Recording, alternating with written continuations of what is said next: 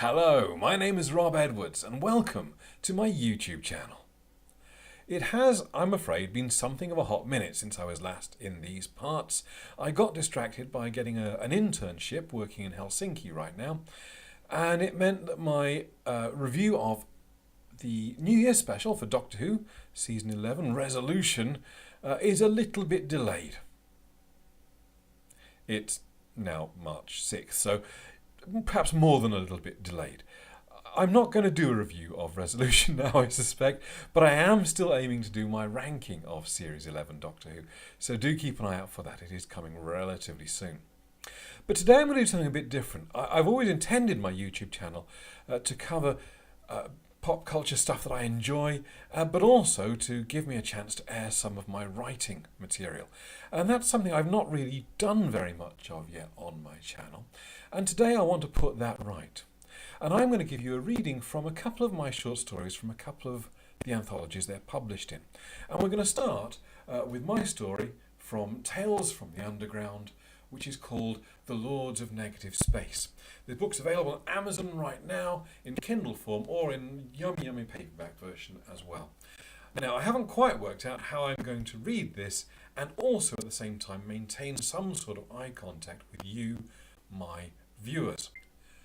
The Lords of Negative Space by Rob Edwards. In the time before, in a world less known, they were. In the wilds where humans rightly feared to venture, they moved. In the darkest heart of every forest, in the misty unknown of every moor and valley, on the mysterious slopes of every mountain, and in the endless night of every cave, they played. They were beautiful and terrible, cunning and playful, capricious and powerful. They existed. Creatures born of thought and superstition. They existed not as a stone or tree does, solid and heavy in the world, but in the way that love does, overwhelming and true and so very painful. They were the unknown and the unknowable, creatures defined by a lack of definition, and so we named them. Fae, she, ogre, fairy, goblin. Tales were told around the fire and in the late dark of the night, and we knew to fear those places they lived and the creatures who dwelled there. And so they grew in power, for they were creatures of the imagination. And yet, even as their power grew, they found themselves constrained. The wilds became known. This valley became farmland, this hilltop a village, the forest the king's hunting ground. This untamed land was threaded with tracks, with roads, with railways, and every house, every field, every map and photograph, every pylon and GPS signal, each and every one of them cut away at their power. There are no fairies at the bottom of your garden.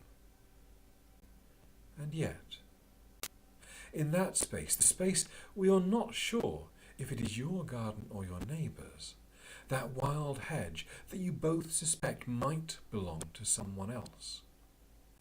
In that space, defined by its lack of definition, that may be another matter. In the cluttered, dusty corner, the bit of unclaimed scrub, in the space formed by two buildings not quite meeting, they still are.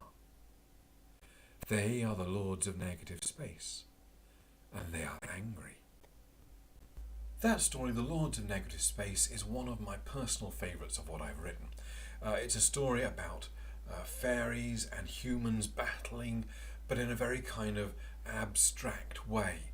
And it features hospitals and curses and shapeshifters and all sorts of weird and wonderful stuff. You can find the rest of the story in Tales from the Underground from Inklings Press, and it contains 11 other stories from great Inklings writers, and I do recommend it to you. As I say, it's available on Amazon right now in both Kindle and in paperback format. The Lords of Negative Space is very much a sort of modern fairy tale, urban fantasy kind of story. So for a bit of variety, what I thought I'd do for my second excerpt today would be to read from my story in The Quantum Soul, a sci-fi roundtable anthology. And this story, called Shepherd of Memory, is very much a science fiction story where some explorers are just first arrived on an alien world identified only as Phi Lima Upsilon. In this excerpt, taken from towards the start of the story, Dr. James Wilson and his colleague Toby Mabataku are studying the interaction between a Terran rat and a strange porcine blue creature from Phi Lima Upsilon, which they have dubbed Phil. Phil wasn't sure what to make of the rat, and the feeling was mutual.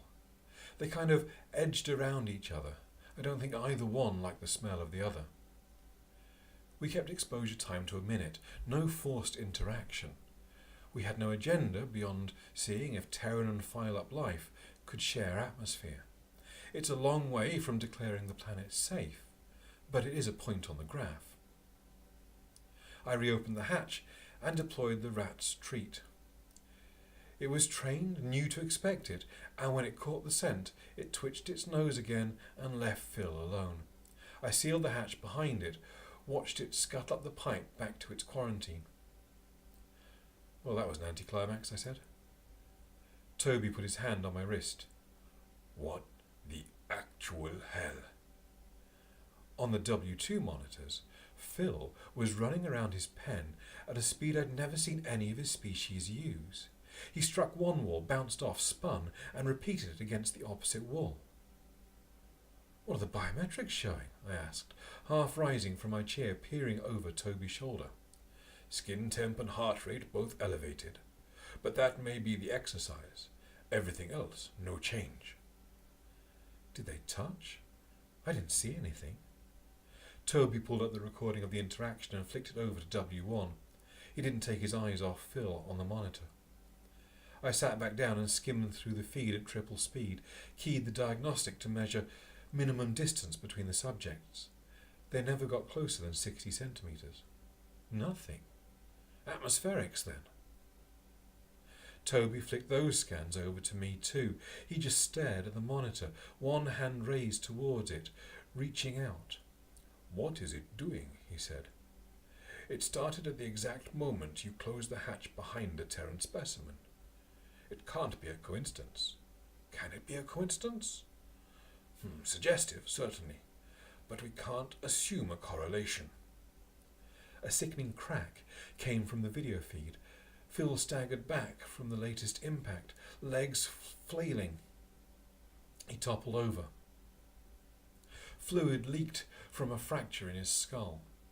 Hind leg twitching, he bled out, and there was nothing we could do but capture it in every detail our senses could. 100 times, and I've never seen that before, said Toby, and there was something distinctly unscientific note of glee in his voice. Toby, please. I know there's a risk to both specimens in these tests, but this was very different. It was different, Jim. Different and new. It's a huge galaxy, but different and new. That's rare. Toby rubbed his hands together, then rewound his diagnostics to the start of the interaction. Something happened here. Let's see if we can find any clue to what. How's the rat doing? Toby's feeds were covering mine. I pulled them back to get a look at the rat. It sat in the middle of its pen, unmoving, its treat in front of it untouched. For all the world, it seemed to be looking straight at the camera. That's freaky, I said. Wait. Its eyes. And then I fell unconscious.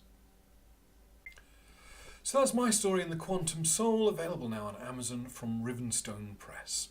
Again, as a... I haven't counted, but there's quite a stack of other science fiction stories in there, all dealing with the idea of encountering new life forms in unexpected ways.